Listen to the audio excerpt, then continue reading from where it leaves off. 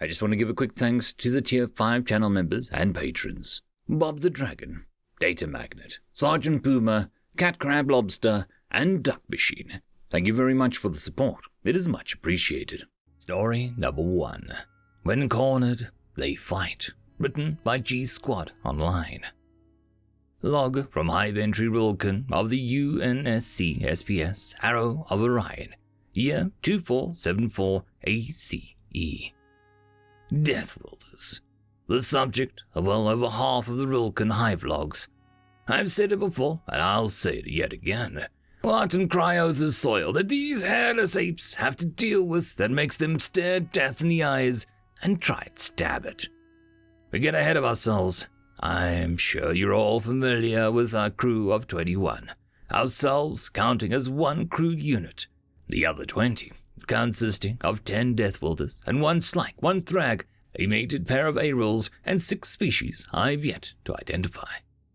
General life support repair is hard enough as it is. Now try keep it running while the ship is being shot at. We did a fairly decent job, and with only 2 hiccups and no casualties. Things definitely could have been worse. The same, however, could not be said about our engine repair. Individualist species are surprisingly fragile in comparison to myself, however. Tripping and slamming headfirst into metal while the ship shakes violently is more than excusable. The enemy ship's bridge collapsed, but so did our engine. From there, the pirates were as good as dead. We had drifted for what one of the Death Wielders considered 3 rotations around their home planet before the ship warned us that we were drifting in range of a planet's gravitational pull. Unable to do anything more useful than deploy atmospheric entry protocols, we knew damn well that we were having an unexpected vacation. I counted 3 of our crew members and 5 of my spawn dead on impact. Of them, none we cared about. A scouting party was considered, and our brood, being the fastest and most expendable, were dispatched.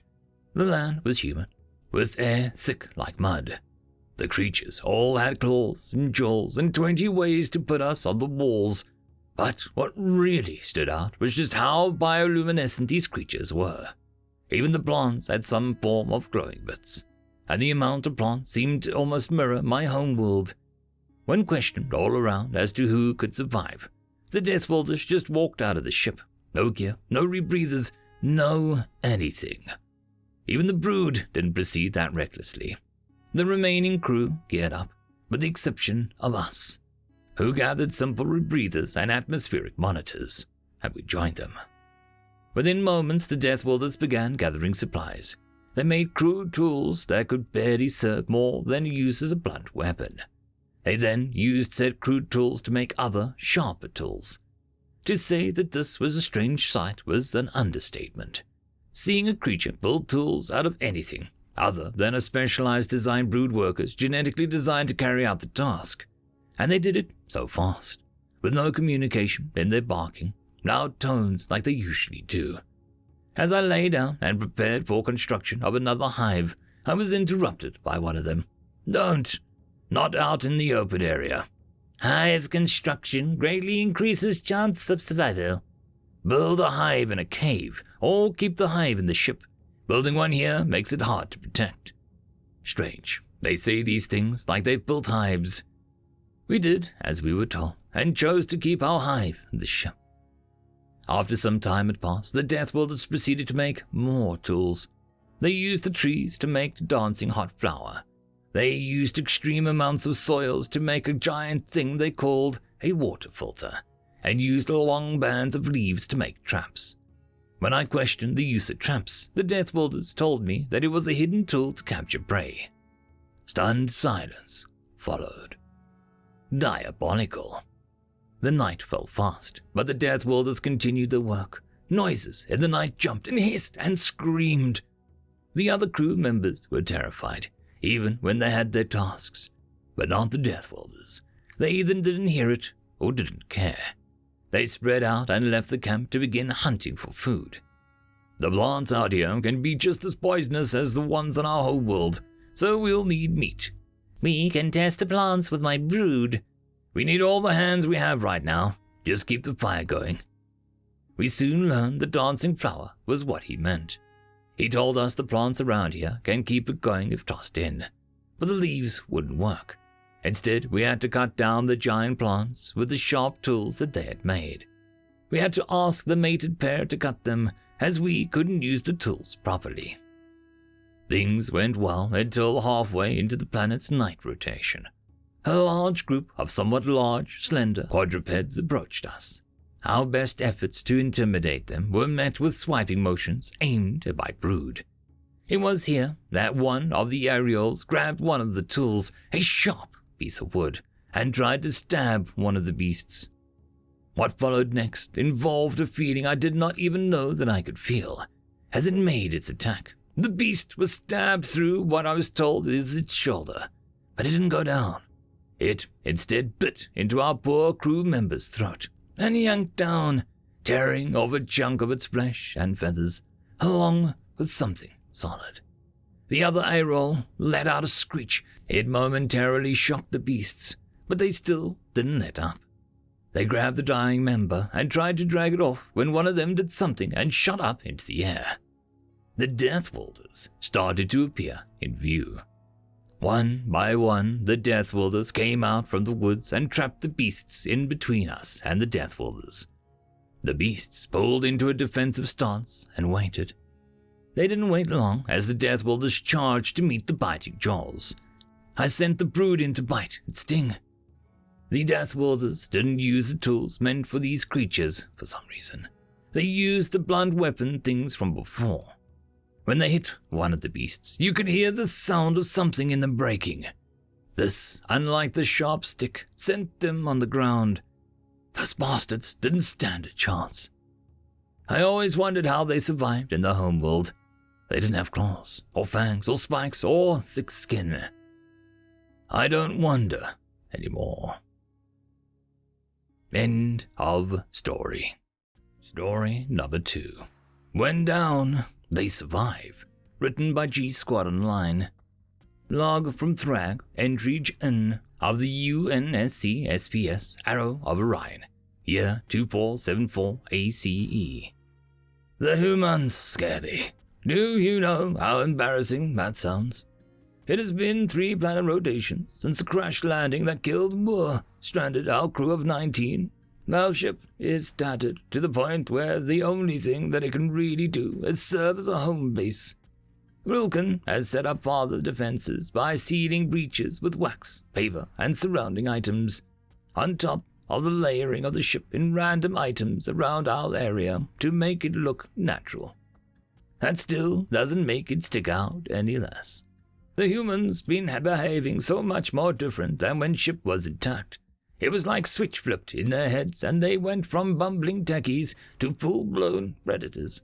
In 3 days, they killed a group of what they called growing wolves, identified and started forming non-toxic plants and coated the weapons that they'd made with the toxic ones. They set up traps in the forest near us and built a fire. A fire in full access to me. Are they mad? I began to speak, for this cannot stand. No fire, no fire, no fire. Jen, you may have no problem with being warm, but everyone else here gets cold at night. Plus food can kill us if we don't cook it. Then use fur, keep it warm. Last I checked, you can't cook food with your dense fur. How easy raw food kill you? The human started to speak, but the crying beaked one spoke out. This is a stray planet we have never interacted with, so it is almost guaranteed lethal to everyone. The fire stays. But the fire stays. The humans slowly turned our surroundings into a safe area for us. This ship was running with near infinite battery, according to everyone, since the engines are down for the count. The beaked one mourned its mate's death during this time, and the humans buried it in the middle of the crops that they were growing. As the 5th planet rotation came to a close, Rilken began to talk to one of the humans while I was holding 2 enormous plants together for them to be put in ground and tie. Death Welder, what is your name? Darren. You seem to be the queen. Is that correct?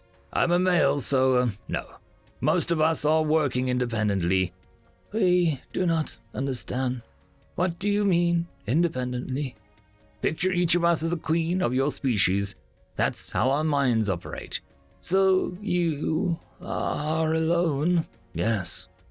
Rilken shuddered for a second, visibly disturbed by the sudden realization that everything the humans had been doing had been the work of people that can't understand each other's thoughts. But you work so well together. How? We, as a species, have a tendency to work together to get something done.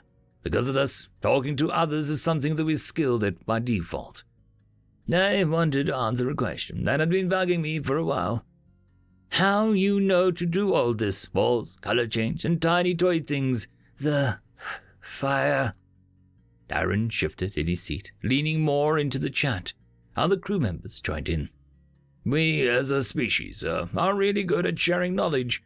We have people that have an entire job around sharing the information they know.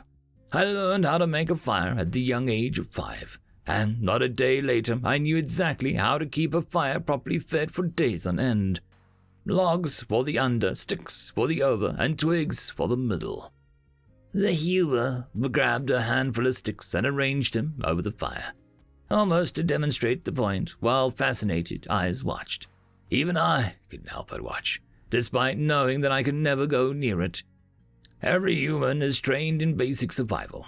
The bare-bones minimum a human needs to survive is atmosphere, temperatures between 0 and 50 degrees Celsius without heavy clothing, roughly 20% oxygen content in the air, water, and non-toxic food. We are sorry. We don't think we caught those pheromones right. Did you say that you could survive from freezing to halfway boiling? Yep. Multiple creatures gave reactions of astonishment, myself included. Darren cleared his throat, trying to talk more. As I was saying, we were taught how to mend a broken bone or a cut. We were taught how to turn a stick into a spear, how to make a club, a hammer, a knife, a fire, a pickaxe, an axe, a farm, multiple traps, and a furnace by ourselves. Why? Many things in this cruel universe can cause someone to be stranded. Even in a city, one can be forced to rely upon themselves. And, to us, these things can make or break us. If we had not remembered even half of this, we would be dead. Survival should be a priority, always. The humans scare me. I should be dead already, and yet these hairless midgets have not only given us room to survive, but to thrive, with nothing more than mere sticks and stones. How these creatures are such bumbling morons on a spaceship is no longer chalked up to they're just stupid anymore. They know how to survive in the bowels of hell itself, and we set them on a spaceship to have them bark orders at us. I had always wondered why they were in charge, and why it was so important to have at least one on the ship. Now I understand. End of story. And that, my friends, concludes this video. I hope that you enjoyed, and if you do,